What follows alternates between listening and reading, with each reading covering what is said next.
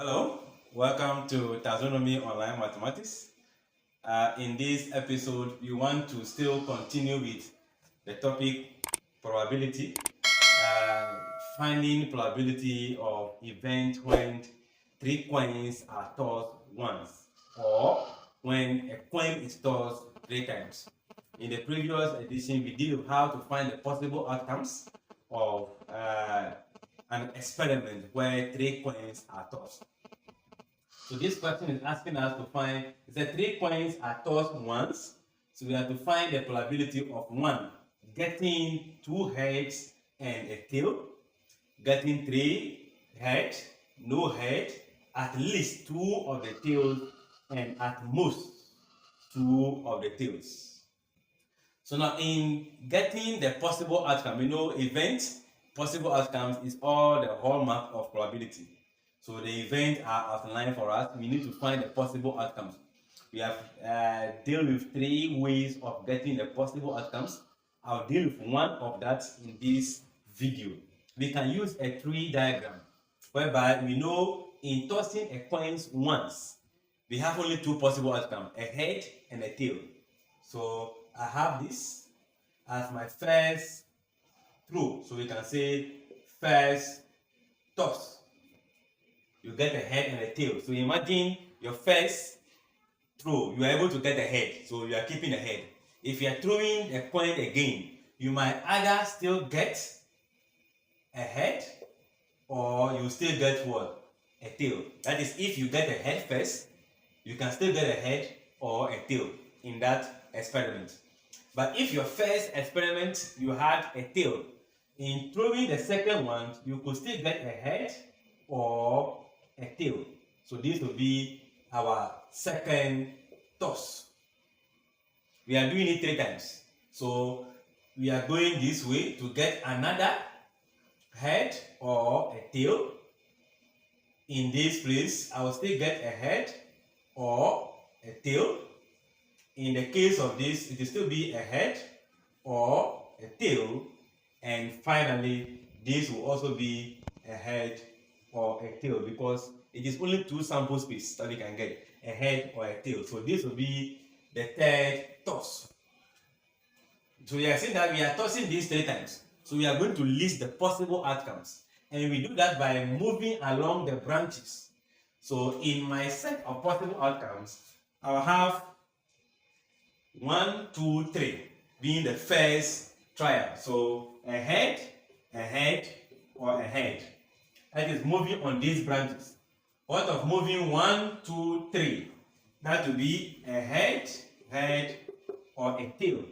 So 1, 2, 3. We are still here. We have a branch. So 1, 2, 3. That will be a head, tail, a head.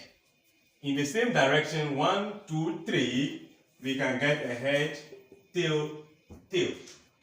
That is from that direction. You see, this leg is done. We need to focus on this leg. 1, 2, 3. So that becomes a tail, head, head. Moving down will be a tail, head, tail. As in 1, 2, 3. Then we come here. 1, 2, 3. That will be a tail, tail, head. Then finally 1, 2, 3 becomes tail, tail, tail. To be the sample space. That is the set of sample space, possible outcomes. So we know that we need to find number of elements in that set. That could be 1, 2, 3, 4, 5, 6, 7, 8. So we have 8 possible outcomes.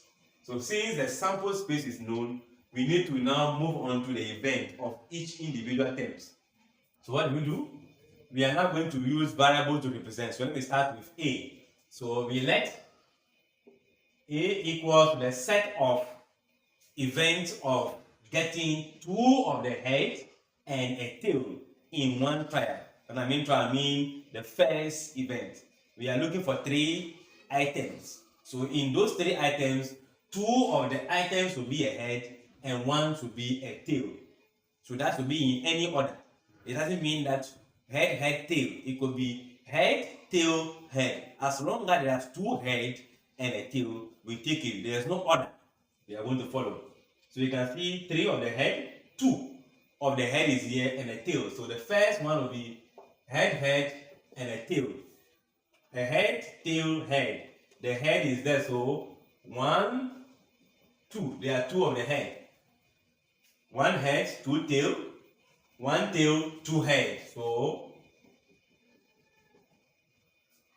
this is going to be a tail, 2 tails and a head, 2 tail and a head, and a tail. So we end our sample space to mean that number of event A is going to be 1, 2, 3. So I have 3. Knowing the event, knowing the sample space, finding the probability become easy. So that become, therefore, probability of event A equals to number of events over number of sample space. What is the event in terms of number? That will be 3. The sample space is 8. So 3 out of 8 becomes the probability. Then for the second question, we also let the event B equals to getting no head. Meaning in the 3 items you are looking for, there shouldn't be a head present. No head. I can see a head. So it is only this that has no head. So in that case, I have tail. That become number of B to be a value of what? 1. Even though you have 3 of the 10, but there are only 1 samples element that we can find out there. So probability becomes number of the event over sample space. Event is 1, sample space is 8. So 1 out of 8 becomes the probability of getting no head. Alright, then we are moving to the third one, which is what? Okay, I think the third one is no head. So we are moving to the second one, which is talking about 3 of the heads. 3 of the head. So let's use C equals to the set of 3 of the head. And obviously, this is the only case that we have 3 of the head being featured. We got 2, 2, 1, 1, 1, 2. So we go for the head. So in that case, number of C become what? 1. So how do we get the probability? Probability of C becomes number of C over number of what? Sample space. And that could be 1 out of what? 8. So this will be for 3 of the head being present as an event. Alright. Then I think on the fourth one, is that at least 2? At least 2. Meaning the least should be 2. It could be more than 2. It could be 3. It could be 4. But the least among them should be 2 heads. So 2 tails. So we are going to use D to mean the set of getting at least 2 of the tails. So it means 2 or more. So in this case, 1, 1, 2. So I have the first one to be head, tail. 1, 1, 2. So I have tail, head, tail. That is here. Then here will also be 2 of the tails. So T, T, H. Here we have 2 of them. 2. So at least 2, but this is 3. So we can get that as T, T, T. So in this case, number of D become 1, 2, 3, 4. There are 4 sample space present. Event is known, possible outcome is known. Getting the probability is just a fraction.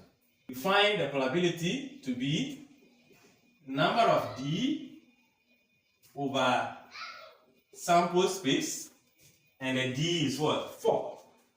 So 4 out of 8, which can be simplified further to have what? 2 out of what? 4. But that could also be simplified further to give you 1 out of 2. You can start by dividing the numerator and the denominator by 4. to arrive at this directly, or dividing top and down by 2 to get it before finally going to that state. So where did we go? At most, the least to be 2. At most, meaning highest. It should be more or less. Highest, at most, the greatest should be what? 2. It means we can get 2 or 1. So in this case, let's use the event E equals to at most 2. Highest to be 2, meaning 2 or more. But this is 1, 2 or less. So I have H T, as in the case of this, 1T. They say what? At most 2, but it could be 1 or 2. So this is also 1. So H T H, as in the case of this is what? 2, which is the highest you're looking for, at most 2. So H T T, this is the at most 2. At most 2, meaning less than 2 can be taken. So that will become THH. Here is 2. Exactly. So we have THT. We have 2 as our most. So TTH. This is going to be 3 of them. So we don't need this sample space. So what do we have? Number of E become 1, 2, 3, 4, 5, 6. There are 6 possible outcomes.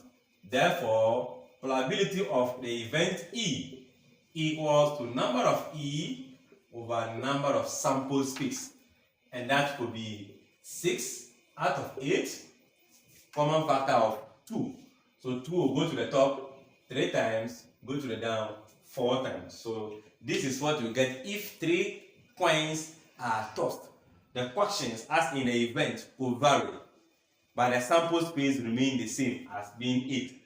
So this is one of the ways where questions will be asked on the previous lessons we did on how to write out our possible outcomes when a coin is tossed once, twice, or thrice. I believe the concept is understood. Thank you for watching. Like, share, and comment. Bye-bye.